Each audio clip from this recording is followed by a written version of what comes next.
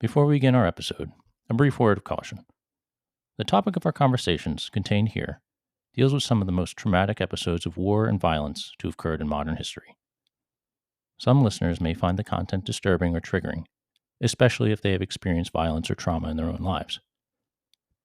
While we believe it is important to remember the lessons of war and to educate, we know that it can prove difficult to hear. Therefore, listener discretion is advised. Cześć, hello, witam, and welcome to Pierogi to Prayer, the official podcast of St. Joseph's Polish Apostolate of the Diocese of Camden, coming to you from our historic home at 1010 Liberty Street in Camden, New Jersey, the heart of South Jersey's Polonia for over 130 years. I am your host, Michael Matalevich.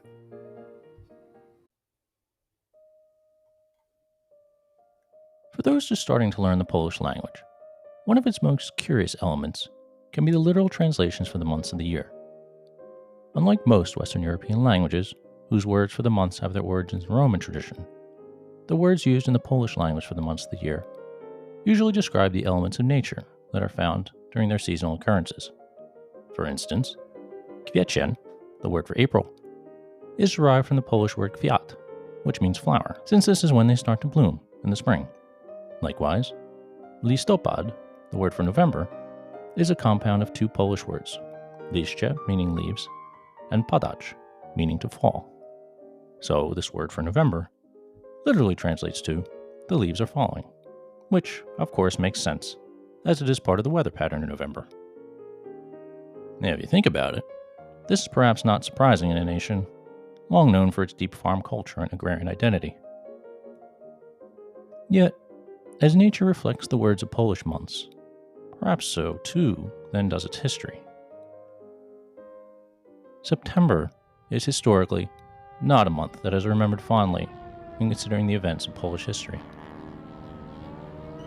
Like the iconic dates such as 1066, 1492, or July 4th, 1776, the date of September the 1st, 1939, is one that is often committed to memory by school students for their exams in World War II, and by those who know European history. Yet for Poles, this date is one that in its significance often sends shivers down the collective spines of their genetic memory. 2025 marks the 80th anniversary of the ending of World War II, with the surrender of Germany in May, followed by Japan 3 months later. For Poland, this is only the ending of Chapter 1, as even though Western attention was moved from the battlefields of Europe to those of the Cold War, Poland found itself still shattered by a conflict that had been inaugurated on its very doorstep, and was in so many ways to continue through near the end of the century. Stories of World War II are ones that seem to provide a bottomless well of information for historians. Yet with the passage of time, the individual eyewitnesses are gradually lost, and many who we wished would have shared their stories were also traumatized in silence. The terror and devastation wrought by the years of total war, as well as the ensuing establishment of the Polish communist state, meant that survivors were often left orphaned without a country, living in a world of ghosts. At the end of World War II, the National Catholic Welfare Conference partnered with the U.S. government to provide resettlement for refugees termed, quote, displaced persons, in new homes here in the United States. Someone who was active in the local implementation of this program was Monsignor Arthur B. Strensky, a towering figure in the history of our Camden community, who was discussed in detail in our March episode. Having been named to the Displaced Persons Board, he was instrumental in helping to resettle Poles in the neighborhood surrounding his parish of St. Joseph's here in Camden. For today's Polish community here in Camden, the experiences of some of these refugees of the war have not faded from memory with the passage of time. In commemoration of the beginning of World War II, this month we feature stories from the children of some of these victims who sought refuge from the terrors of war in our community.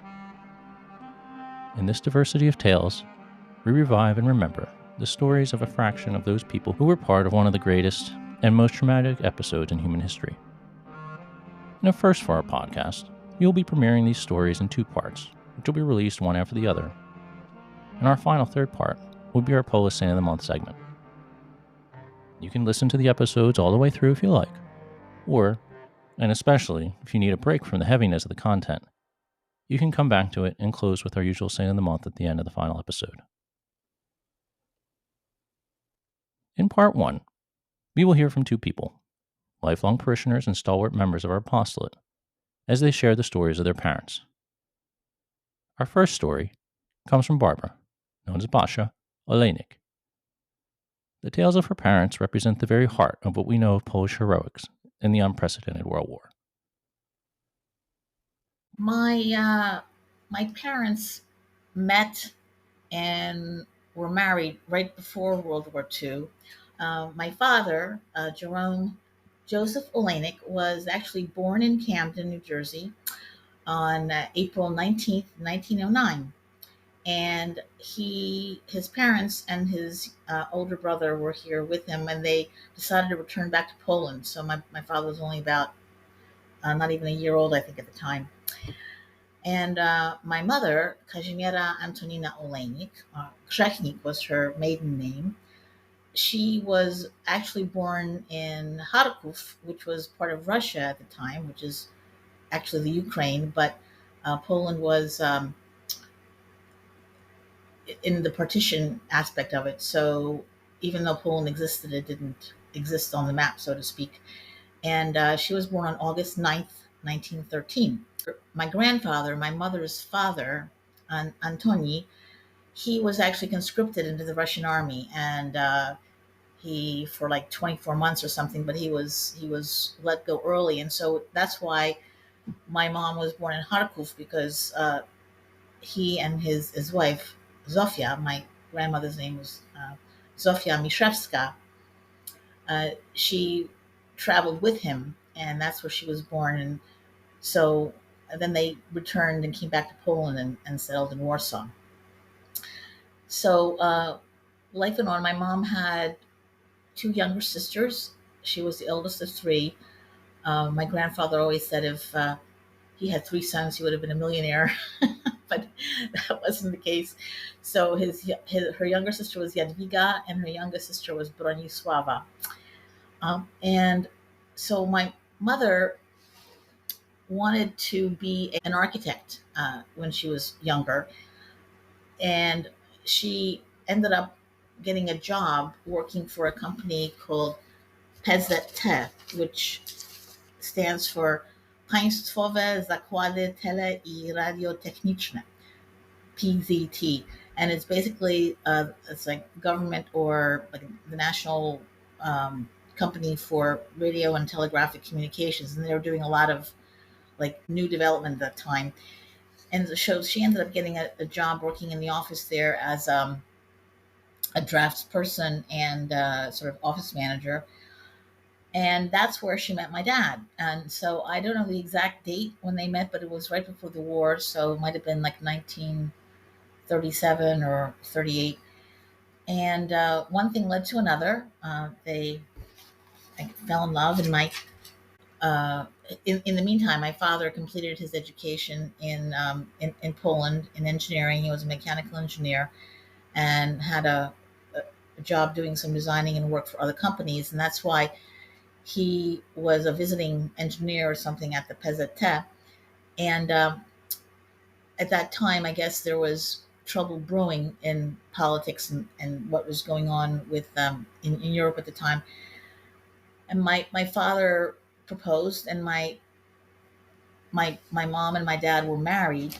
But the war, or Poland was invaded by Germany on the 1st of September in 1939, and so my parents were married right after that on January 4th in 1940 in Warsaw. My mom told me that my grandmother said, because they had a modest wedding, and my parents were, it was in a time of turmoil, and my grandmother Zosia said that at the altar when they were kneeling, my father had holes in his shoes, and there was holes in the ceiling of the church, from the bombing. So, but they were married, and then my father made the decision to try to leave Poland and get back to the United States, because he was a citizen, and then send for my mom and try to help her family get out. But and he had some adventures. He left. Uh, he made his way to Italy and ended up leaving from Genoa and had a lot of adventures along the way, for being stopped by German soldiers, and he had to trade in his watch or give some a watch as a bribe. But he was lucky enough to be able to get to the United States, and when he got here, uh, tried getting a hold of my mom and the family. But by that time, the Polish government had expatriated to England, so it was very difficult getting correspondence or information on anyone. So he kept trying, but after that, my mom told me that what happened in Warsaw was that my mom had joined the partisans, or called the AK, the Armia Krajowa, the People's Army, and she was helping pass information outside of Warsaw to the her fellow partisans, in terms of messages and munitions. And she was arrested and taken to, this was, I guess, after 1940, 41, 42, in that area. She was taken to, for questioning, to the Gestapo headquarters in Poland, in Warsaw, called Ale Shucha.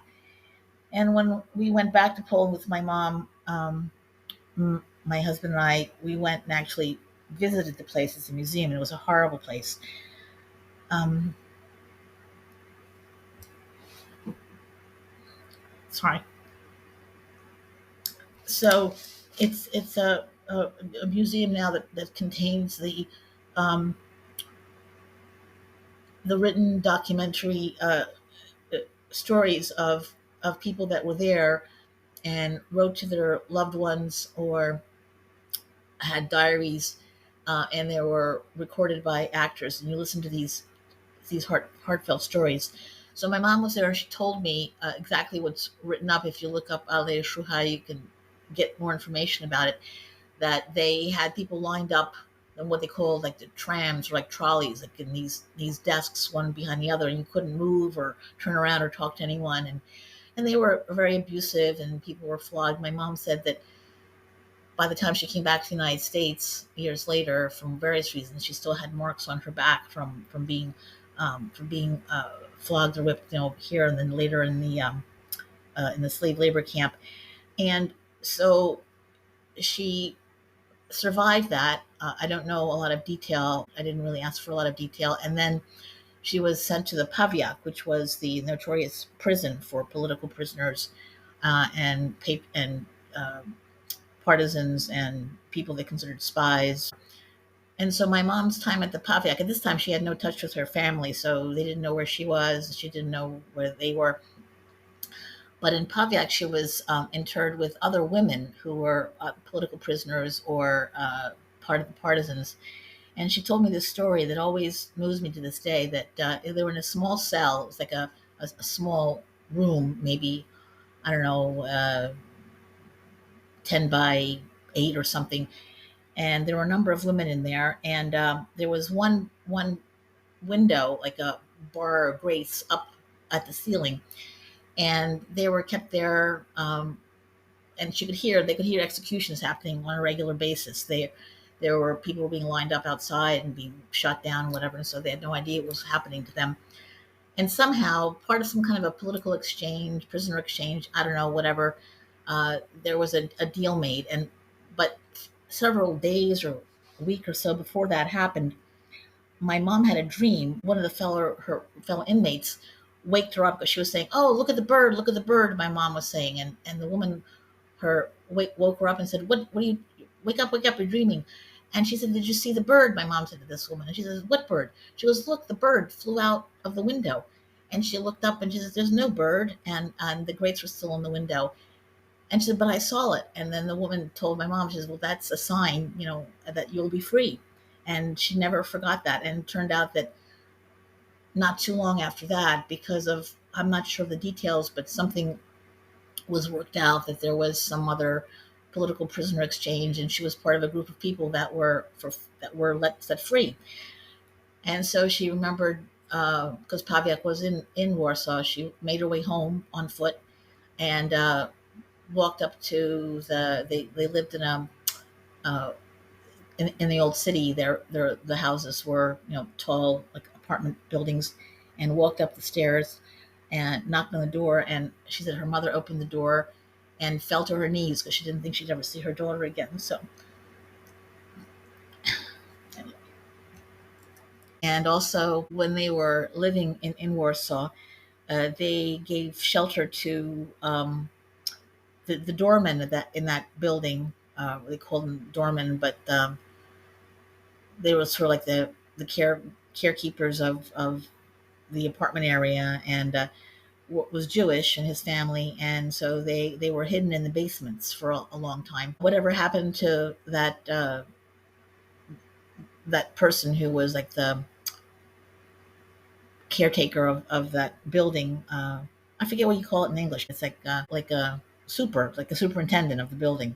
I don't know what happened to that family, but I know my mom said that when she saw them last, I mean, they were alive and they were still in hiding. And so I don't know whatever happened after that, though. After that, what happened was my mom actually wrote some notes for me at one time, and I thought I would read her words. I translated them into what happened after the uprising when the Nazis, the Germans, came into Warsaw and started rounding up the populations at the time. So that would have included my mother, her father, her mother, and her two younger sisters. So I'll talk about this. And meanwhile, my father's someplace across the Atlantic, and nobody knows what's going on. It's kind of like a Dr. Zhivago story of forlorn love and loss and reunion. So this is what my mom says. She goes, I remember being taken to Piłsudski Plaza with my family and separated from them. And my mom said that they were on this big square, big plaza, and her father and mother were on one side with her younger sister, and my cousin at the time was an infant, and my mother and her younger sister were on the other side. They were separating them according to age and sex. And so we were transported to a train station in Germany and herded into cattle cars from Warsaw, and then transported to a train station in Germany, lasting maybe 2 to 3 days. There was no food. They stopped only twice to allow people to go to relieve themselves, and they were constantly under guard. When we arrived, we were lined up four abreast and walked to the camp barracks. The camp was called Kunigunda. It was a slave labor camp, and several miles away. We were housed in wooden structures that were used to store wood, and slept on wooden planks and straw with one blanket. There was no heat at all in the winter. Every morning at about 5:30 a.m., we were roused by whistles to a military transport truck, and standing in back of the truck the whole time, we were taken to the factory site and then walked again to the workplace. And so the factory that they worked at was called Henel in Azul, and they manufactured machine guns and rifles and ammunition. So, in a very kind of ironic, evil twist, she was manufacturing the ammunitions and the machinery that was being used to kill her own people under dire circumstances. Um, she said we were given a cup of coffee, and then they had a bowl and a spoon that they wore on a string around their neck, and they were given a bowl of soup and a piece of bread for lunch. They worked 10 to 12 hours a day, and then returned back to the camp. During that time, she became very sick. My mom had pneumonia, came down with pneumonia and hepatitis, and things were pretty dire for her. But she said one of the women in the barracks that she was housed in happened to be a doctor, and my mom also had, before they were separated, my grandmother actually was able to get to my mother across the plaza, and she handed her something in a handkerchief, and later she opened it up. It was a ring. And so with that ring, she was able to make some deals or buy something in terms of food. So with the help of that, of the doctor, she said they were able to find meat. It was horse meat, whatever, but she was able to eat that and have some care, not from the camp, but from her compatriots, and she was able to survive.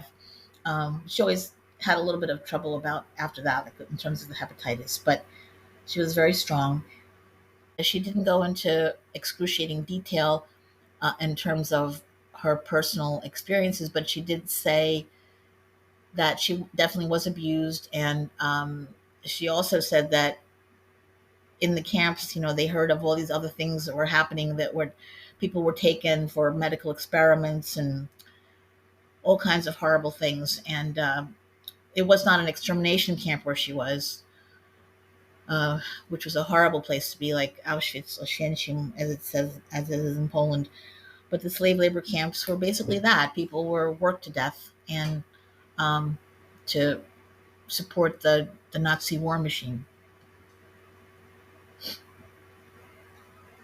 And then she said she remembers later that there was this was probably about 1944, I'm thinking.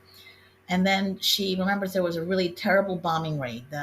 Everything was bombed. The Allies actually were bombing camps. And so when the bombing was finished, no Germans were left. Everybody escaped, but the people were still there. The prisoners were there. There was no food, no water, nothing. And the barracks had collapsed. And so several days later, they were found and liberated by the Red Cross. And my mom was amongst some of the injured that were in the rubble area. But she survived. And from there, she was taken to a Polish military camp, UNRWA. And there, she was offered assistance. And it was at least a year after that she was able to return to the United States. Well, not return, but she had to make a decision whether she wanted to go to the United States to be with her brand new husband, who she hadn't seen for over 6 years. They were only together for 3 months. Or whether she wanted to go back to Poland to see her family, because she hadn't seen none of her family at that time. But if she did that, that was at the time of the Iron Curtain fell, and there was a concern that she would not be able to get out of Poland. So she decided to come to the United States. My father was able to get a hold of her at that time through the Red Cross and arranged for passage. So she finally arrived in New York on a transport ship, slept in a hammock, and she said she threw up the whole way, wasn't feeling very well. And came to New York, and when she was uh, disembarking, she was looking for my father. My father was with his father at the time, my grandfather. They both came to get my mom. And, almost like 6.5 years had passed. So my mom had changed a lot. She lost a lot of weight and had freckles and things. And my dad had gained some weight and lost some hair and whatever, and glasses and things. And so they found each other. And that's where it all started. And step by step, went back to New Jersey. And at that time, my father found a place, an apartment in Haddonfield. But he had bought a property actually in Camden because he wanted my mom to be within a Polish community. And so St. Joseph's had a very thriving Polish community at the time. So while the house was being all the paperwork was being taken care of, and also they did renovations in the house, they lived in Haddonfield, and then they moved to Camden on Dayton Street. So my father had worked during the war. He had worked for the Navy Yard and as a mechanical engineer, and was able to use some of his connections to be able to contact my mom and get the papers for her to come back to the United States. So that all proved out to be very providential. But my mom never saw her family after that. They were enabled. There were a lot of things happened, and because Poland was behind the Iron Curtain, and my dad had was in government work, and he had to have security clearance and all this stuff that um, going back never realized itself. So my mom never got to see her parents, but corresponded and kept in touch that way. It was very bittersweet. It's funny how these feelings just come up. Um, so my dad was in the same position, and my father's older brother, Roman, was killed during the war. For me, growing up with a very close nuclear family was what I experienced. And for me, like St. Joseph's was always our family, and the continuity and the continuation of the traditions. That was a very good thing. My father sang in the Paderewski choir, and my mom was very, very close to a number of the nuns, especially Sister Bonaventure. At the high school, they corresponded even after Sister Bonaventure no longer taught here. And I think that, thanks to St. Joseph's and our parish, it really was a safe haven from a lot of people that went through very traumatic experiences. And thanks to my parents, it made me very proud of what my parents went through. Um, and the fact that the family was reunited was really a miracle, because so many people lost so many loved ones. And we were lucky enough to go back to Poland many times later with my mom. My father went back to see his nephew and their family while he was working for a company that had an office in England. And he from there went to Poland. And he said, uh, this was years before we went. He said he had a lump in his throat, and he was all nervous.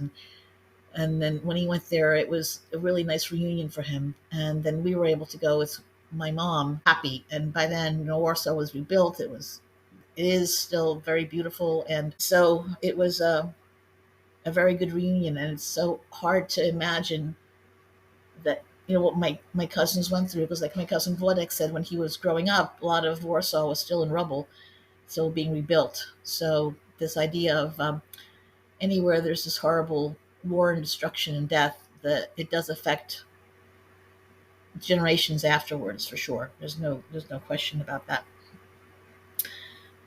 But despite that, it's very strong. So I think it's very romantic that after all those years, my parents were able to reunite and start a family and give us the joy of being able to be here and share our Polish heritage. My grandmother, when she was in the slave labor camp with my mother's sister, my grandmother was a wonderful cook and a good seamstress and everything. She was very, very talented and very determined to survive. And so she said that I think that they were sent someplace in Russia. I don't know if it was outside of Siberia or someplace in that area. And so she used her know-how to kind of ingratiate herself in terms of making food and helping with making clothing and whatever for people. And so that was their way to survive. And like I said, we're blessed that they made it. I don't have many details in terms of how they came back to Warsaw. Unfortunately, that I never got to meet them. But for me, I think it was sort of a miracle, literally, that people were able to survive this and make those decisions. They were very difficult decisions to make. So my mom also said that after the bombings were going on a regular basis, and they were all in the basement, and when after the first major bombings by the Luftwaffe, and then they exited and went onto the street, my grandmother sent us beautiful books afterwards about the uprising and the devastation in Warsaw. And as far as your eye could see, there was rubble. It's crazy. It's like Gaza now. And people just fell to the ground and started weeping. They couldn't believe it. And the fact that they were able to rebuild the old city and so many of those areas that were totally devastated is like mind-boggling. It's just it's a sign to the resilience and the strength and the talent and fortitude of the Polish people.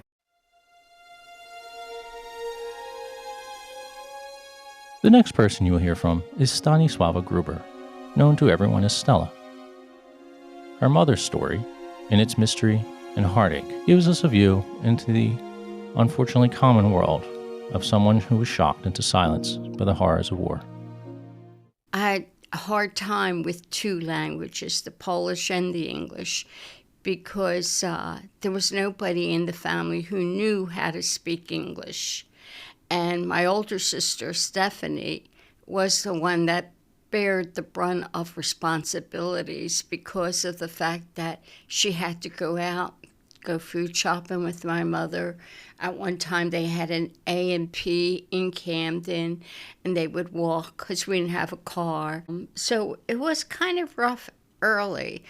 But as far as how my parents came to this country, I cannot say that the stories are my father was married before he met my mother in the camp. My mother had a fiance, a French man, who was killed in the war. Then my father, who had two sons from a previous marriage and didn't know that his first wife was alive. And there was just so much ugliness stories were very ugly, what my parents went through. They were in the camp till 1945, and Monsignor Stronsky is the man who saved my family, because when they came to this country, he offered them a job. My father was working there's a bakery. I know it's gone, but I think it was called Savatsky. And later, he worked at Monsanto's chemical factory. Monsignor Strunsky offered my father shelter and money. There was $5 that he could give him for the family of four. And my father said he didn't want the money, he wanted a job. My mother was going to clean at Lady of Lourdes. And then they were taking care of the two children and trying to survive. My mother started working at a cigar factory that they had. It was located here in Camden. And then when the third person came along, which was me, she had to leave because she couldn't keep up with three children and working. So, but my father steadily worked for two jobs, enough so that he could save money to buy a home. Monsignor Stronsky helped them twice because my father got sick, and that's where he stepped in and helped my father find a second job. But prior to all this that happened here, I can tell you that my father, I already said that he had a family, two boys. It was like second generation when they came to this country. I was excited having a brother because there were only 6 girls in my family. And it upset my mom so much because she didn't know the boys. And they blamed my mother for all the hardships that they had in Poland. But my mother came from Ukraine, and she was running away with her sister, Teresa, and the two of them were bombed. And my mother got buried under a bomb. They were captured, and that's how she met my father in the camp. That's how my parents met. And it's a little unclear how all that came down. But my father knew my mother needed him. I think out of necessity, that's the reason why the two of them became a family. But my mother wouldn't talk about the war at all. And when that time, there was a movie, Schindler's List, and she could not watch that. And she could not talk about her family. So we went to Poland in 1993 to meet. We found out a sister she had in Poland, Tetra Christina, and she told us, we stayed a few days with her, and then we went to Warsaw. But the few days that we were with her, she talked about how when I guess the Germans came, they had to make a hall. They put all their possessions in this hall and burned everything. So they had nothing at that time. My mother was so upset just listening to the stories. In fact, what happened was something just came to my mind. We went to walk, and there was a girlfriend of my mother's who we met on the street. This girlfriend knew my mother was her best friend. My mother had no memory of her at all. And she backed away from her and wouldn't even say hi. And then this lady started crying, and I felt bad. I went over and I hugged her. It's just that there was like a piece of her memory that was gone. I don't know what, how, or what. I know she didn't remember this friend that she's supposedly known since she was a little girl. So it's like something wiped out, you know. When we were there in 93, we went to see my grandparents' grave. And we couldn't go because we didn't have to write paperwork. It was in Russia. I think that's considered, at that time, it was considered to be Russia. Anyway, we could not even see where my mother's parents were buried. And that was a trauma for her. So my mother went through a lot, and a lot of stuff that we don't really know. And it died with my father. My father, he used to say to us, Jessica, ja powiem ciebie, jak ci będzie starsza, meaning that I'll tell you when you get older. But it was very hard for my mom. She really went through a lot that really don't know about. But I do know she had 5 siblings, and out of the 5 siblings, Christina was the oldest one that I just spoke about, and the other ones didn't even, Red Cross contacted us to tell them that they were alive because we thought they were all dead. My father, my mother always said, we didn't have any family, and that each of us treated, the sisters, we loved each other as much because we didn't think we had anyone. And then Red Cross did contact us, and I have the documents how Red Cross did contact us. But Christina was the only one that we really met. But it was rough. It was truly, truly rough because all the time we would always want to know about the family, and my mother would say, no family. We don't have any family. And then when they contacted us and we wanted to reach out to them, the only one that would respond was Chacha Christina. And that was because I think one of my aunts supposedly married somebody SS.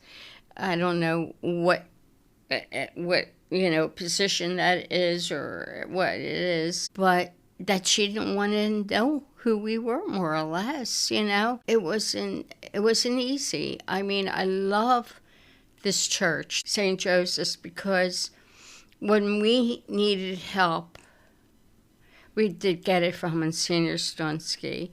And there were so many times where I had wanted more family, but we didn't have them, so, life just goes on. It was hard when we were growing up. It was very hard. We didn't have good days. My godmother, Elsa Luchinsky, now she would do everything for me.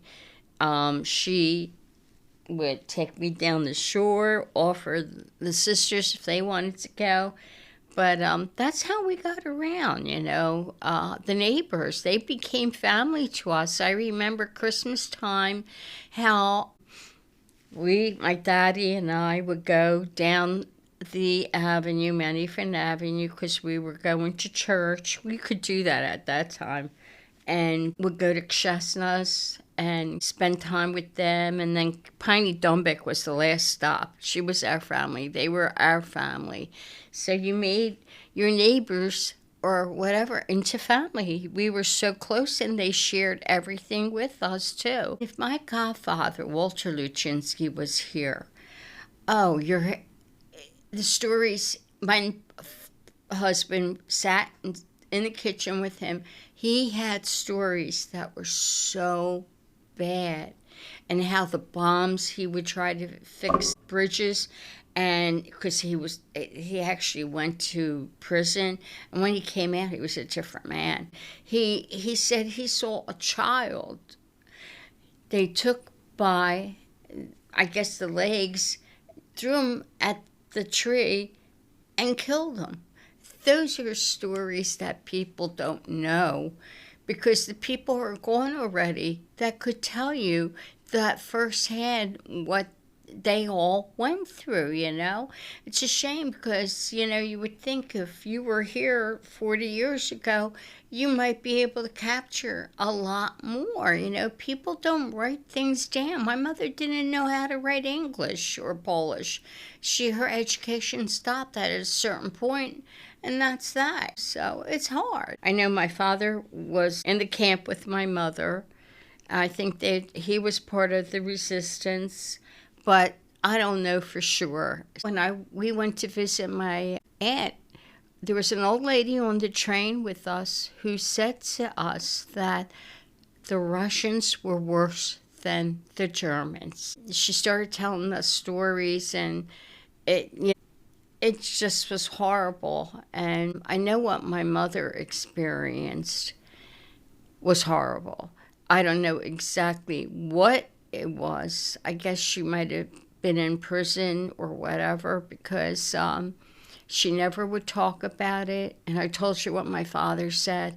But when he died, and that was in 1990, he never told us. So I'm sure it was ugly. It's very emotional. You have to be a strong person. My mother, you couldn't touch her. She wouldn't take that. I don't know how to word it. The affection, I think my father nurtured all of us. I do think she was raped, but rape was common back then in the war. But I think it was more than that. And I don't know what the more is. And I don't know if we'll ever find that out, because they're all gone. My father was there when we had to go to graduations or anything. My mother never went.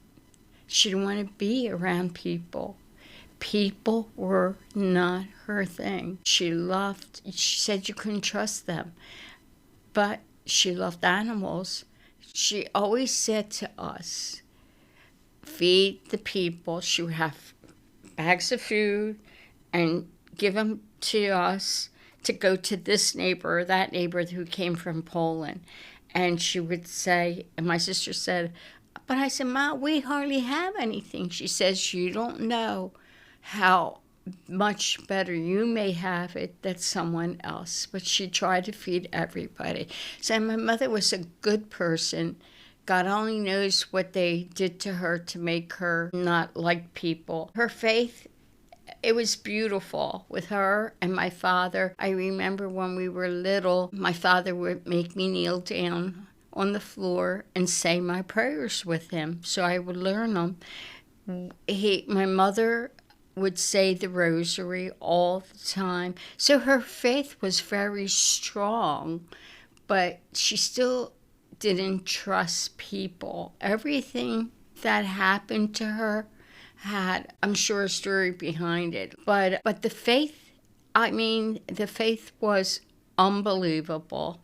And my father, the same way. My father was the one that nurtured us. He'd take us to church. She never went to church. Not because she didn't want to. I think it was because of the people, being in human contact with sitting next to somebody. You couldn't, like I said earlier, to touch her or to hug her or whatever, that wasn't common with her. You know what I'm saying? It was hard for her to talk to people. And she had a relationship with my neighbors because they lived next door to each other. So she could talk to them, but she was uncomfortable to talk with them, My father was a social butterfly. He would do it, and he was good that way. But my mother was afraid, I think, of people. And as far as the religion is concerned, we had to go to church every week. Well, back then, it wasn't a choice. I think people today have strayed away from going to church. But we went. I mean, during Lent, we had to make sure it was fish. She followed those rules through her life, and she watched EWTN every day. Every day. It gave her comfort, I think. I just don't know how to explain why. I don't know. She went through some physical damage there. I said that when she came here, there were a lot of issues, but we never sought help because you didn't do that then, because then you were labeled as crazy without realizing today that anxiety, stress, all of that, there is a place to go to seek help. It was hard, but the thing is, I honestly can say, I think I'm a better person because of having those hardships we all had, because we know how to do without, and now my sisters, we're all doing all right, and we know how to give. I mean, I think I could take something and just take it off my back if they needed it and give it to them. That's what my mother taught us. She knew what it was like in the camp that they came from. We are who we are because of what we went through. And it either breaks you or makes you. And I swear that in my family, I think it really was good. We had to watch the money you spent. And my mother would make a big pot of spaghetti. And she'd make spaghetti and meatballs. And then she wouldn't eat with the family. She'd sit in the corner and then she'd wait until all of us ate first. And then she would eat. It's your food wouldn't be enough. She was afraid that it wouldn't be enough, so she made sure her children ate before she ate. We were in Poland 10 years ago, and we went through Auschwitz. It was awful. I came out, and I said, the guide I was talking to, I said to him, geez, I'm so happy that we're over all this. He said, are we? And he was serious when he said that to me. And I stopped and I thought, wow, I would hope that people wouldn't be this way anymore. But that's me thinking that, but he must see it so much with other people going through the tour. Stella's parents' story, although shackled in its detail by the pain of its facts, is not alone in its expression of isolation and sharing stories with family. Although we have unfortunately lost the specifics of their experiences, it is worth remembering the effect that it had not only on their lives here in the United States, but on their children as well. The term generational trauma is one that is used to describe such a phenomenon. Often children, perhaps even yourself listening, experience the after effects of events in the lives of our parents or ancestors. These, unknowingly or not, cause additional pain for them for following generations. As Stella very astutely observed on her own trips to Poland, the lessons of the war may still tragically not be being learned. Tune in for part 2 of our World War II anniversary series as we continue our look at the stories and lessons of the long echoes of the displaced.